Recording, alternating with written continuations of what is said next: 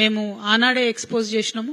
World bank కి మూసీ నది చుట్టూ ఉండేటటువంటి రియల్ ఎస్టేట్ భూములన్నింటినీ కూడా తాకట్టు పెట్టేటటువంటి ప్రయత్నం కాంగ్రెస్ ప్రభుత్వం చేస్తుంది అని ఆనాడే చెప్పినాం.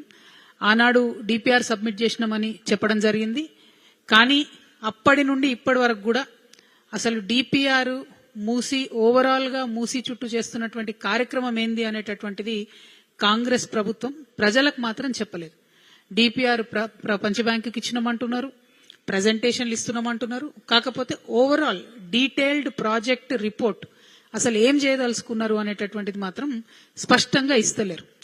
నిన్న గౌరవ ముఖ్యమంత్రి గారు అట్లానే ఆఫీసర్స్ అందరు కలిసి ఒక ప్రజెంటేషన్ పెట్టి అందులో చాలా విషయాలు చెప్పిండ్రు.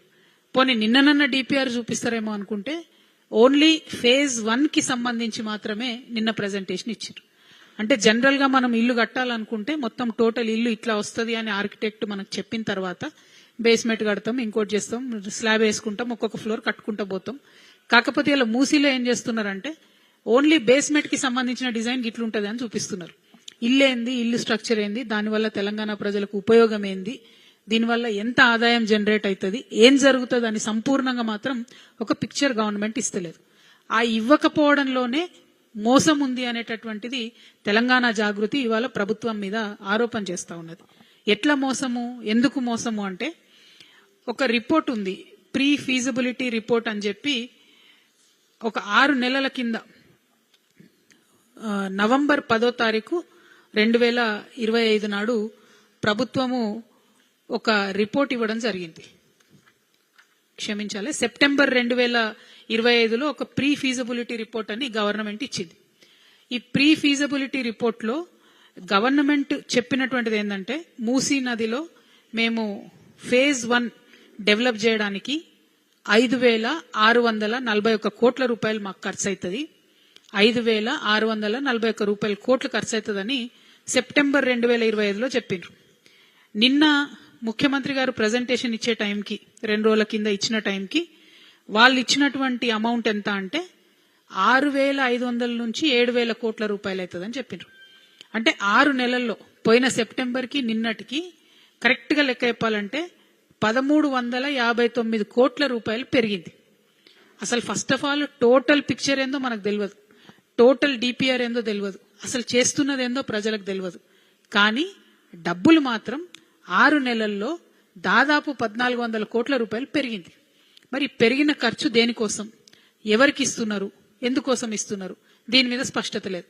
నిన్న ముఖ్యమంత్రి గారు ఏదో అల్కగా మాట్లాడుకుంటూ ఏమైతే గాంధీ బొమ్మకి ఎంత అవుతుంది, 70 కోట్లు అవుతుంది, మహా అంటే 200 కోట్లు అవుతుంది అంటూ.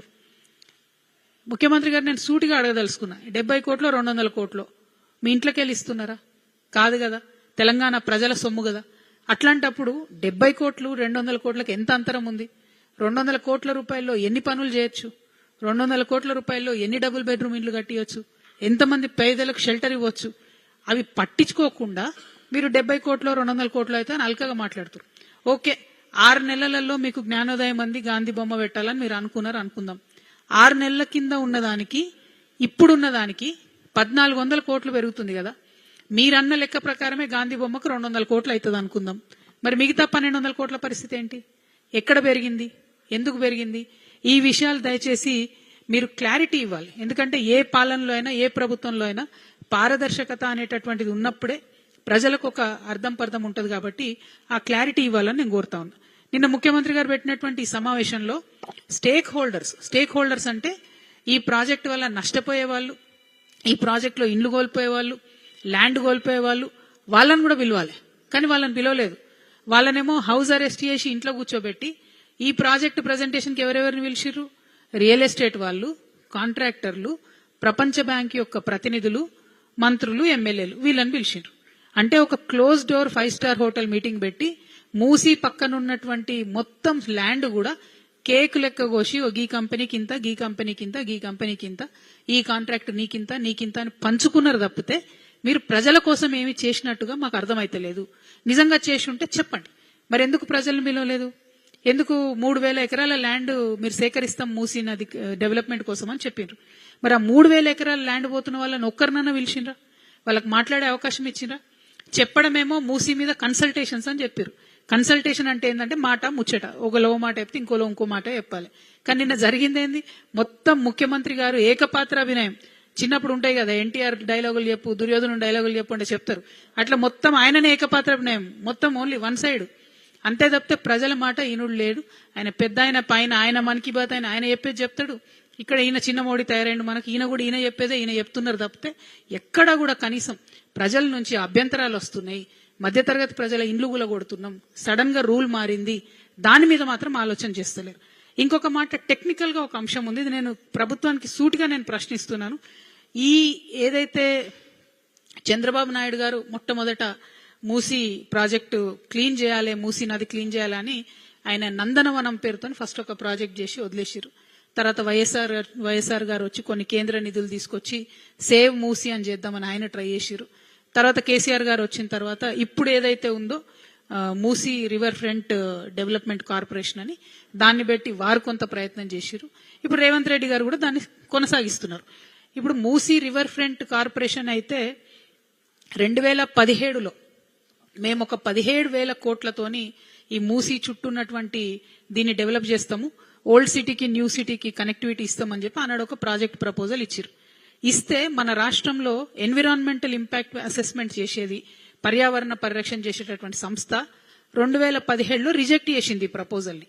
ఏమని, మీరు 30 లక్షల ఎస్ఎఫ్టీ కడతామంటున్నారు, 30 లక్షల స్క్వేర్ ఫీట్లు మూసీ రివర్ బెడ్ మీద కడితే ఇబ్బంది అవుతుంది, కాబట్టి మీరు దీనికి సంబంధించి ఏదైనా కేంద్రంలో ఇంకో సంస్థ ఉంటుంది వాళ్ళ దగ్గరికి పోండి అని బీఆర్ఎస్ ప్రభుత్వం ఉన్నప్పుడే ఎన్విరాన్మెంటల్ అసెస్మెంట్ వాళ్ళు దీన్ని రిజెక్ట్ చేయడం జరిగింది. ఇప్పుడు మరి అదే సంస్థ మళ్ళా పర్మిషన్ ఇచ్చింది ఇప్పుడు టీఓఆర్కి, ఈ రాష్ట్ర ప్రభుత్వానికి. Same organisation which rejected in 2017. Now they are giving permission again. 2017 overall 17,000 crores 30 lakh SFT అన్నది అప్పుడు ప్రపోజల్. ఇప్పుడు ఓన్లీ ఫేజ్ 1లో 18 లక్షల ఎస్ఎఫ్టీ అని, ఇప్పుడు 18 లక్షల స్క్వేర్ మీటర్ డెవలప్ చేస్తామని ఇప్పుడు ప్రపోజల్ ఒక ఫేజ్ 1లోనే. మరి ఇప్పుడు ఎట్లా ఇచ్చారు పర్మిషన్ టీఓఆర్కి, అప్పుడు ఎట్లా రిజెక్ట్ చేసిండ్రు? మరి ఏం జరిగింది? ఈ జాదు మంతర్ ఏంది? ఈ గ్రాఫిక్స్ తోని చేస్తున్న మాయాజాలం ఏంది? అమరావతిలోనేమో ఇడ్లీ ప్లేట్లు పెట్టినట్టున్నారు అప్పుడు గ్రాఫిక్స్ తోని, ఇక్కడ మన సీఎం గారేమో ఇడ్లీలు పెట్టిరు నిన్న. మొత్తం అది గ్రాఫిక్స్ ప్రెజెంటేషన్, ఆ బొమ్మంతా చూస్తే ఏం లేదు, ఇడ్లీలు ఉన్నాయి, 2-3 ముగ్గులు ఉన్నాయి, అంతకు మించి అందులో ఉన్నదేం లేదు. ఎందుకంటే ట్రాన్స్పరెన్సీ ఉండాలన్నది మాత్రం మేము కోరుతున్నాం. డెఫినెట్ గా ఎస్, మూసీ మంచిగా కావాలి, మూసీ క్లీన్ కావాలి, మూసీ చుట్టుముట్టు ఉన్నటువంటి పట్టాదారులు, ఆ పట్టా భూములు వాళ్ళందరూ కూడా డెవలప్ కావాలి, నేను కాదనట్లేదు. కావాలంటే ఏం చేయాలి? ఇవాళ మనం ఒక విషయం దయచేసి కొంచెం టైం పట్టిన ఇంపార్టెంట్ సబ్జెక్ట్ ఇది. 16 నాలాల నుంచి మూసీలోకి మురుగునీరు చేరుతుంది మన హైదరాబాద్ లో, 16 నాలాలు. ఇప్పుడు నిన్న ఇచ్చినటువంటి ఈ ప్రపోజల్ మొత్తంలో ఎక్కడ కూడా ఆ 16 నాలాలను మేము అడ్రస్ చేస్తాం, మరి ఆ 16 నాలాల నుంచి వచ్చేటటువంటి మురుగు ముందు మూసీలకు పోకుండా చేస్తామని చెప్పరు. ఏమంటారు? ఓన్లీ 4 ఎస్టీపీలు కడుతున్నాం అన్నారు. 4 ఎస్టీపీలు మొత్తం ఈ 16 నాలాస్ అడ్రస్ చేస్తాయా? అది స్ట్రేట్ క్వశ్చన్, టెక్నికల్ క్వశ్చన్. దయచేసి అధికారులు చెప్తారా, ప్రభుత్వం చెప్తారా? నాకు కాదు, మీరు ప్రజలకు క్లారిటీ ఇవ్వండి. 16 నాలాల నుంచి పోయేటటువంటి హైదరాబాద్ మురుగునీరు, ఫార్మా కంపెనీల నుంచి వచ్చే కెమికల్ నీరు, వ్యర్థం మొత్తం మూసీలకు పోతుంది. మీరు దాన్ని క్లీన్ చేయకుండా ఎన్ని వేల కోట్లు పెట్టి ఏం డెవలప్మెంట్ చేసినా కూడా ఏం లాభం ఉంటుంది? ఫస్ట్ పాయింట్ అది. సెకండ్ పాయింట్, మీరు మల్లన్న సాగర్ నుంచి గోదావరి నీళ్లు తీసుకొచ్చి మూసీని ప్రక్షాళన చేస్తాం, మంచి చేస్తాం అన్నారు. ఒరిజినల్ గా కొండపోచమ్మ సాగర్ నుంచి 1,100 కోట్ల రూపాయలతో వచ్చే ప్రాజెక్ట్ ని మీరు ఎస్టిమేట్ పెంచి 7,000 కోట్ల రూపాయలు మల్లన్న సాగర్ నుంచి అన్నారు. సరే, సంతోషం. మరి ఆ పనులు మొదలు పెట్టినరా? మీరు ఇప్పుడు మూసి క్లీన్ చేస్తాం అంటున్నారు, ఏడుకెళ్ళి చేస్తారు క్లీన్? వాటర్ ఎట్లా వస్తుంది, ఫ్రెష్ వాటర్? దాన్ని ఆలోచించండి. మూడవది, నేను మొన్ననే జియాగూడ పోయి వచ్చిన. జియాగూడలో అక్కడ మన గొర్రెలు అమ్ముతారు, మేకలు అమ్ముతారు, మా యాదవ్ సోదరులందరూ, పెద్ద మార్కెట్ అక్కడ. కరెక్ట్ దాని ముంగట్నే మూసి ఉంటుంది, రోడ్కి అవతల సైడ్ మూసి ఉంటుంది. అక్కడనే అన్ని కట్ చేస్తుంటారు గొర్రెలు, తీసుకొని డైరెక్ట్ గా వ్యర్థాలలో పడేస్తుంటారు. ఎందుకంటే ఫెసిలిటీ లేదు, స్లాటర్ హౌస్ లేదు. వాళ్ళ తప్పు కాదు, వాళ్ళు అమ్ముకునేటోళ్ళు, వాళ్ళ పాపం ఒక గొర్రెను కొనుక్కొని బతికేటోళ్ళు, అమ్ముకొని బతికేటోళ్ళు, వాళ్ళ తప్పు కాదు. స్లాటర్ హౌస్ లేదు. నా రిక్వెస్ట్ ప్రభుత్వంతో, మీరు ఇన్ని వేల కోట్లు పెడుతుండ్రు కదా, టోటల్ మూసీ చుట్టూ మీరు జిహెచ్ఎంసీ వాళ్ళ స్టాఫ్ నంబర్ పెంచండి, క్లీన్ చేపియండి, రోజు ఆ వ్యర్థాలు మూసీలకు పోకుండా వాటిని కాపాడండి. అవన్నీ ఎందుకో జాలి పెట్టురు, ఫెన్స్ పెట్టురు. మనం ఇంట్లోకి దోమలు రాకుండా పెట్టినట్టు మీరు వ్యర్థాలు మూసి లేకుండా ఫెన్స్ పెట్టండి, 100 కోట్లలో అయిపోతుంది. అంతేగాని 5,000 కోట్లు 6,000 కోట్లు అంటారు, అది అయ్యేది కాదు, సచ్చేది కాదు.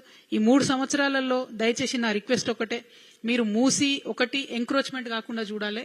2 వ్యర్థాలు అందులో పోకుండా చూడాలి. 3 మూసీలో ఇప్పుడు మీరు ఎంక్రోచ్మెంట్ పేరుతోని ఈ డెవలప్మెంట్ పేరుతోని 1430 ప్రాపర్టీస్ ని పడగొడతామని చెప్తున్నారు. వాళ్ళకి కాలనీలు కట్టిస్తామని చెప్తున్నారు. మరి వాళ్ళతో ఎందుకు ఇంతవరకు చర్చిస్తలేరు? వాళ్ళని ఎందుకు పిలుస్తలేరు? ఎందుకు రేట్ గురించి మాట్లాడతలేరు? అర్బన్ లో వేరే రూల్స్ ఉంటాయి కదా.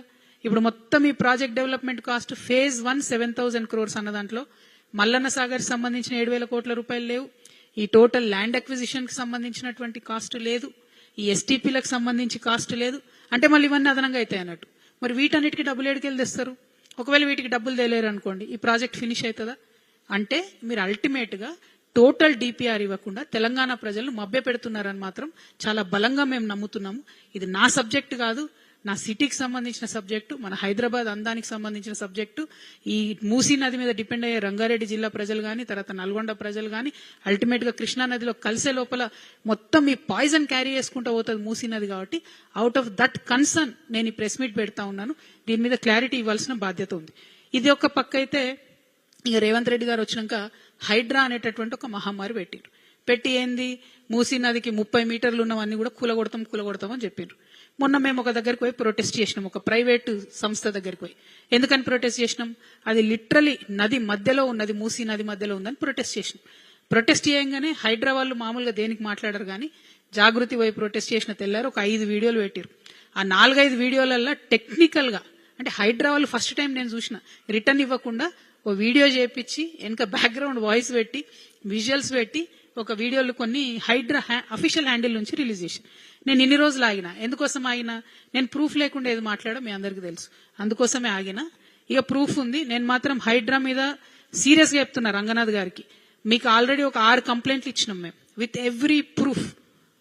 మీరు ఇంతవరకు దాని మీద యాక్షన్ తీసుకోలే. కేవలం మీరు పేదవాళ్ళ ఇండ్లు కొడుతురు తప్పితే పెద్దవాళ్ళ చుట్టూ పోతలేరు. నేను ధర్నా చేసింది ఎప్పుడు? 3 మార్చికి నేను ధర్నా చేసిన. తెల్లారి మీరు ఏం పెట్టినరు? మీరు ధర్నా చేస్తున్నారు కరెక్టే గానీ ఈ ప్రాపర్టీకి హైడ్రాకి సంబంధం లేదు, హైడ్రా రాకముందే దీనికి పర్మిషన్లు ఇచ్చారు కాబట్టి మాకు సంబంధం లేదన్నారు. ఏది? 3 మార్చి 2026. నేను అవసరమైతే డిఫమేషన్ వేస్తాను చెప్తున్న హైడ్రా కమిషనర్ గారికి, ప్రభుత్వానికి. ఎందుకంటే ఒక లెటర్ అక్టోబర్ 10, 2025, నేను ధర్నా చేసింది మొన్న మార్చి 2026. అక్టోబర్ 10, 2022 అక్టోబర్ 2025లో హైడ్రా అఫీషియల్స్ ఏది మూసీకి వరద వచ్చినప్పుడు వాళ్ళు రాసిర్రు తహసీల్దార్కి, రంగనాథ్ గారే స్వయంగా రాసిన లెటర్. ఏం రాసిండ్రు? ఎక్కడైతే ఏ బిల్డింగ్ దగ్గర అయితే నేను ప్రొటెస్ట్ చేసినో ఆయన ఏం రాసిండంటే, ఈ బిల్డింగ్ స్ట్రక్చర్ ఒక 0.37 acres ఎంక్రోచ్ అయింది. ఈ స్ట్రీము మూసీని జాయిన్ అయ్యేటటువంటి స్ట్రీమ్ ఏదైతుందో ఈ బిల్డింగ్ స్ట్రక్చర్ మొత్తం 23 మీటర్ల మందం కూడా ఎంక్రోచ్ అయింది. ఎగ్జిస్టింగ్ నాలాను మేము తేయమంటే వాళ్ళు దాన్ని కనీసం డైవర్ట్ చేయకుండా కట్టిండ్రు. కట్టడం ద్వారా ఏమంటాడంటే ఈయన, కట్టడం ద్వారా this closure of 16 meter width నాలా has resulted in flooding in Kokapet and Narsingi areas. ఈ నాలా మూసేయడం వల్ల కోకాపేట్ నార్సింగి ఏరియాస్ 2 కూడా ఫ్లడ్ అయిపోయినాయని ఒక దగ్గర చెప్తాడు. ఇంకో దగ్గర ఏం చెప్తాడు? ఇది హైడ్రా రంగనాథ్ గారే చెప్పింది మేము ధర్నా చేసే కన్నా 6 నెలల ముందు. ఇంకో దగ్గర ఏం చెప్తాడు?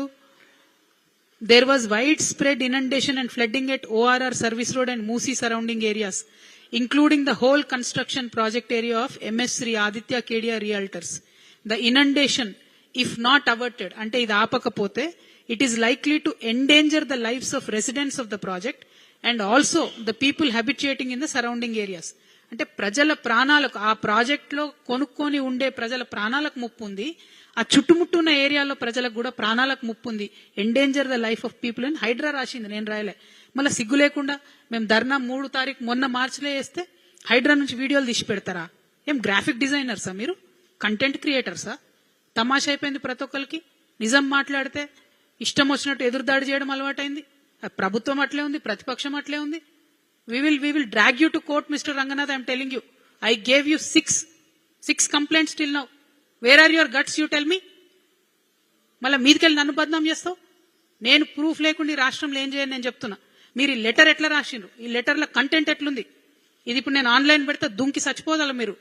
మీరు మీ ప్రభుత్వం ఎందుకోసం పెట్టిండ్రు హైడ్రా? ఎవరి కోసం పెట్టిండ్రు? దమ్ముందా బుల్డోజర్ది? ఆదిత్య రియల్టర్స్ పోదాం పారేపు. తెల్లారి మాట్లాడతారు బాజాలు ఊదేటోళ్ళు, బాకాలు ఊదేటోళ్ళు అందరూ. ఎందుకు ఇమ్మ పోయి ప్రైవేట్ ప్రాపర్టీలో ప్రొటెస్ట్ చేసింది? ఎందుకు చేయమండి? ఆ హైవే ఎక్కి చూద్దాం ఒకసారి, ఆ ఫ్లైఓవర్ ఎక్కి చూద్దాం. అది మరకలాగుంది.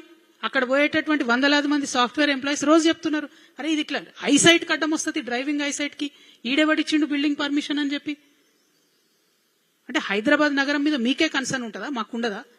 డెఫినెట్ గా అది కరెక్ట్ కాదు. నేను ఇప్పుడు పిక్చర్ చూపిస్తా. ఎంత దారుణమైనటువంటి వైలేషన్స్ ఉన్నాయంటే కొంచెం జూమ్ చేయండి, ఏమనుకోవద్దు. బ్లాక్ అండ్ వైట్ పిక్చర్స్ ఉన్నాయి. దీంట్లో ఒక నాలా క్లియర్ గా కనబడుతుంటుంది. ఇట్లా ఒక నాలా పోతుంది ఇట్లా సైడ్ నుంచి, ఇది పట్టుకోండి. ఇక్కడ నుంచి ఇట్లా ఒక నాలా పోతుంది సైడ్ నుంచి. ఈ నాలా డైవర్షన్ కోసమని ఆ బిల్డింగ్ కట్టేటోడు పర్మిషన్ తీసుకున్నాడు. తీసుకొని సిగ్గు లేకుండా నాలాని డైవర్ట్ చేయకుండా యాజ్ టీజ్ గా మొత్తం బిల్డింగ్, మీరు ఆ పేపర్ పట్టు, యాజ్ టీజ్ గా మొత్తం బిల్డింగ్ అంతా కూడా కట్టేసిండు. ఆ నాలా డైవర్ట్ చేయలేదు. అంటే ఆ నీళ్ళు ఏడుకోవాలి మరి. మొత్తం 4 ఫ్లోర్లు మునిగింది వీళ్ళకి వరద వచ్చినప్పుడు. మేము ట్వీట్ చేస్తాం కరెక్ట్ గా, మొత్తం ఇమేజెస్ మొత్తం కూడా ట్వీట్ చేస్తాము మీకు కంపేర్ చేయడానికి. ఇదైతే దీన్ని చూస్తే నిజంగా ఒక ఎంత బాధ అనిపించిందంటే, ఇక్కడ మురికాలు ఎలా కనబడుతుంది మూసి. ఇది పట్టుకోండి, ఇది పట్టుకోండి. ఇక్కడ ఎంత పెద్దగా ఉంది మూసీ నది, ఎంత పెద్దగా ఉంది మూసీ నది. ఆయన మొత్తం ఇట్లా 3 ఎకరాలు కబ్జా చేసి సిమెంట్ వేసి మొత్తం పెడితే మురికి కాలువలాగా అయిపోయింది. ఏం తమాషాకు ధర్నా చేసినాం అనుకుంటున్నాం మేము? 30 మీటర్లు ఉన్నదాని దగ్గరనేమో 20 ఏళ్ల కింద కట్టిన అపార్ట్మెంట్లను కూలగొడతారు, 1430 మందిని ఇళ్లకి వెళ్ళగొడతారు. కనబడట్లేదా మరి? ఇట్లాంటి ఇంకా చాలా ఉన్నాయి. మరి మీరు అందరికి ఒకటే ఆ రూల్ అప్లై చేయండి. ఉల్టా మేము పాయింట్ రేజ్ చేసిన వాళ్ళని మమ్మల్ని ఎందుకు బదనాం చేస్తున్నారు? ఇది కరెక్ట్ కాదు. దీన్ని ఎట్టి పరిస్థితులలో డిస్మాంటిల్ చేయాల్సిందే ఈ గవర్నమెంట్. లేదంటే కోర్టుకు వెళ్ళడానికి కూడా మేము వెనకాడమని చెప్పి కూడా ఈ సందర్భంగా తెలియజేస్తున్నాం. ఇది హైడ్రా లెటర్ నేను చేసింది కాదు. Hydraa itself wrote to the tahsildar. ఇవన్నీ జరిగినాయి. ప్రజల ప్రాణాలకు ముప్పు ఉంది, ఇబ్బందికరంగా ఉంది. మీరు దీన్ని ఏం చేస్తున్నారని ఇవన్నీ పక్కకు పెట్టి నేను ధర్నా చేసిన తెల్లారి కోర్టు ఆర్డర్ ఉంది, కోర్టు ఆర్డర్ ప్రకారం బిల్డింగ్ కడుతున్నాం. మేము మాకు చదువు రాదు అనుకుంటురా? మాకు లాయర్ లేరా? మాకు చదువు చెప్పేటోళ్ళు ఉండరా? ఓన్లీ మీరు ప్రభుత్వం అయితే మీరే గొప్పనా? అది కాదు. మీరు తప్పుదో పట్టించొద్దు. నేను చాలా సీరియస్ గా చెప్తా ఉన్నా. Hydraa has to take back all the tweets. You better delete all those tweets. ఇవాళ సాయంత్రం కల్లా ట్వీట్స్ డిలీట్ కాకపోతే రేపు పొద్దున డిఫమేషన్ ఇస్తానని చెప్తున్నా. మీరు ఇచ్చిన లెటరే నేను ఇవాళ ట్వీట్ చేస్తా. ఇప్పుడు నా ఇది అయిపోయినాక లేటెస్ట్ 7 దాకా పోతే 8 దాకా పోతాం. మీరు పెద్దోళ్లను కాపాడుకుంటా పేదోళ్ల మీదకి పోకుండా ఎంత అన్యాయం అండి ఇది. This is not right. Hydraa అనేది పెడితే డెఫినెట్ గా లాభం జరగాలి. ఇక చూడండి ఇంకోటి, హైడ్రా వాళ్ళు ఏప్రిల్ 2025లో 61 మీటర్లు కబ్జా అయిందని అప్పుడు వాళ్ళు చెప్పినప్పుడు వాళ్ళు ఇచ్చిన ఇమేజే ఇది. ఇయాలటికి కూడా 61 మీటర్లు కబ్జా అట్లే ఉంది. మీరు మాత్రం చూసుకుంటూ ఉండండి. రోజు ఆడికెళ్ళి పోతారు, మళ్ళా చూసుకుంటూ ఉండండి, ఏం చేయకండి. అదే అక్కడ గుడిసేస్తూ ఉండనిస్తారా? 1 నిమిషం ఉండనిస్తారా? గుడిసేస్తే చిన్నోడు ఒక బజ్జీల బండి పెట్టుకుంటూ ఉండనిస్తారా? ఓ ఇడ్లీ బండి పెట్టుకుంటూ ఉండనిస్తారా? ఈ సెలెక్టివ్ డిస్క్రిమినేషన్ కరెక్ట్ కాదు. Mister Ranganath, you have to immediately delete the tweets from your official handle, I am telling you. Otherwise, you are going to face serious charges from me, because I have a letter in possession that you yourself wrote to the Honorable Tehsildar. I don't know Tehsildar గారు ఏం చెప్పారో నాకు తెలియదు. నేను ఏదైతే alert చేసినో మీరు అవే allegations తో మీరే లెటర్ రాసిరు. ఇవాళ ఉల్టా నన్నే మీరే తప్పు అన్నట్టుగా హైడ్రా నుంచి వీడియోలు చేసి గ్రాఫిక్స్ చేసి పెడుతున్నారు. మీ ప్రభుత్వం అంతా బోగస్. మొత్తం డిజిటల్ దుర్వాసన వస్తుంది మీ ప్రభుత్వం నుంచి తప్ప ఇంకోటి లేదు. మొత్తానికి మొత్తం బోగస్. నిన్న సీఎం గారు చెప్పిన ప్రాజెక్ట్ రిపోర్ట్ బోగస్, మీ హైడ్రా చేసిన ట్వీట్లు బోగస్, ప్రతిదీ బోగస్. Thank you. దీని మీద త్వరగా చర్యలు తీసుకోవాలని చెప్పి, మూసీ నది తొందరగా మంచిగా కావాలని చెప్పి మనస్ఫూర్తిగా కోరుకుంటూ, చేసే విధానం మాత్రం ఇది కాదు. చేస్తున్నటువంటి ప్రక్షాళనలో ప్రజల పాత్ర ఉండాలి. ప్రజలకు అల్టిమేట్ గా లాభం జరగాలి. మన నగరం సుందరంగా మారాలి. కానీ కేవలం కొందరికే లాభం అయ్యేటట్టు చేస్తే మాత్రం కరెక్ట్ కాదు అని చెప్పి ఈ సందర్భంగా నేను ప్రభుత్వాన్ని తెలియజేస్తూ, క్లారిటీ ఇవ్వండి, ట్రాన్స్పరెన్సీ ఇవ్వండి, టోటల్ డిపిఆర్ ఇవ్వండి. టోటల్ మూసీ ప్రక్షాళనకు ఎన్ని కోట్ల రూపాయలు అవుతున్నాయో మీరు చెప్పండి. అది మీ డబ్బు కాదు, ప్రజల డబ్బు. క్లారిటీ ఇవ్వాల్సిందిగా ప్రభుత్వాన్ని డిమాండ్ చేస్తున్నాను. Thank you. జై తెలంగాణ, జై జాగృతి.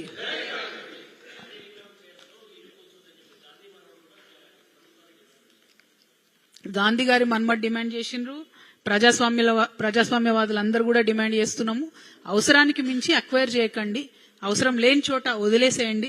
ఒకరి ఇల్లు కూలగొట్టడం కరెక్ట్ కాదు అని చెప్పి రిపీటెడ్ గా చెప్తున్నప్పటికీ ప్రభుత్వం ఇక్కడ అట్లే చేసింది, నిన్న ఖమ్మంలో అట్లే చేసింది.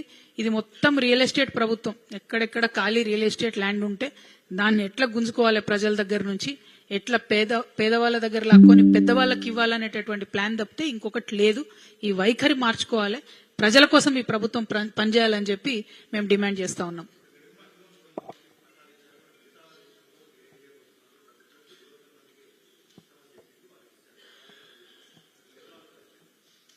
మీకు తెలుసు, ప్రజలందరి దృష్టిలో కూడా ఉంది. వెలుగుమట్లలో అత్యంత దారుణంగా 750 మంది ఇండ్లు కూల్చితే ఆ దారుణం చూడలేక అక్కడికక్కడే నిరాహార దీక్షకు దిగి మరి తెలంగాణ జాగృతి అట్లానే డాక్టర్ విశారదన్ గారు డిఎస్పీ పార్టీ మేమిద్దరం పట్టుబడితే ప్రభుత్వం దిగి వచ్చి 300 మందికి పట్టాలు ఇస్తామని చెప్పిన మాట మీ అందరికీ తెలిసిందే.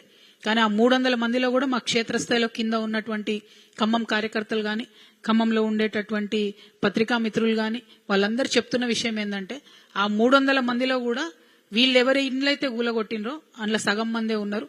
మిగతా సగం మంది మళ్లీ కాంగ్రెస్ కార్యకర్తలను ఆ ప్లేస్ తోని ఆ ఇన్సిడెంట్ తోని సంబంధం లేని వాళ్ళని పెడుతున్నారని ఒక మాట చెప్తా ఉన్నారు. ఇంకో పక్క 100 ఇండ్లు బయట ఊర్లో ఇస్తామన్న వాళ్ళు కూడా తీవ్రంగా వాళ్ళు కూడా అభ్యంతరాలు తెలియజేస్తా ఉన్నారు. కాబట్టి మేము త్వరలోనే 17వ తారీఖు నాడు ఒక అనౌన్స్మెంట్ చేస్తాము. ఒక ఫ్యాక్ట్ ఫైండింగ్ కమిటీ మా తరఫున మేము డాక్టర్ విశారదన్ గారు సంయుక్తంగా ఒక ఫ్యాక్ట్ ఫైటింగ్ కమిటీ వేసి అక్కడికి వెళ్ళొస్తాం. ఖమ్మం కూడా విజిట్ చేస్తాం. ఆ ప్రజలతో మాట్లాడతాం. వాళ్ళకి న్యాయం జరిగిందా లేదా చూస్తాం. ఎందుకంటే మా దీక్షతో దిగి వచ్చినటువంటి ప్రభుత్వం ఇండ్లు ఇస్తాము, ఇండ్ల పట్టాలు ఇస్తామని వాగ్దానం చేసి ప్రెస్ మీట్ పెట్టిండ్రు. కానీ ఇప్పుడు ఏమంటున్నారంటే ఎక్కడ గులగొట్టినారు అక్కడ కాకుండా కొంచెం దూరంగా అటవీ ప్రాంతంలో ఇచ్చేటట్టున్నారు. మళ్ళా టోటల్ గా ఏదైతే 31 ఎకరాల భూదాన్ ల్యాండ్ ఉందో, ఇంకా లెక్క చెప్పని ఇంకొక 30 ఎకరాలు ఉందో అది మొత్తం కూడా రియల్ ఎస్టేట్ వాళ్ళకి ఇవ్వడానికి అతివేగంగా పనులు జరుగుతున్నాయని ఇన్ఫర్మేషన్ గ్రౌండ్ నుంచి వస్తుంది. కాబట్టి 62 ఎకరాలను వదిలే ప్రసక్తే లేదు. అవసరమైతే మళ్ళా ప్రజా ఉద్యమాలు నిర్మాణం చేస్తాం, ఎంత దాకన్నా పోతాం. బట్ 17th రోజు ఫ్యాక్ట్ ఫైండింగ్ కమిటీ ఒకటి అనౌన్స్ చేసుకుని ఫ్యాక్ట్ ఫైండింగ్ కమిటీ ద్వారానే ఖమ్మంకి వెళ్లి కూడా వస్తామని తెలియజేస్తూ, వెలుగుమట్ల బాధితులు ధైర్యంగా ఉండాలి. మీతో పాటు జాగృతి ఉంటుంది, మీతో పాటు డిఎస్పీ ఉంటుందని ఈ సందర్భంగా తెలియజేస్తున్నాం.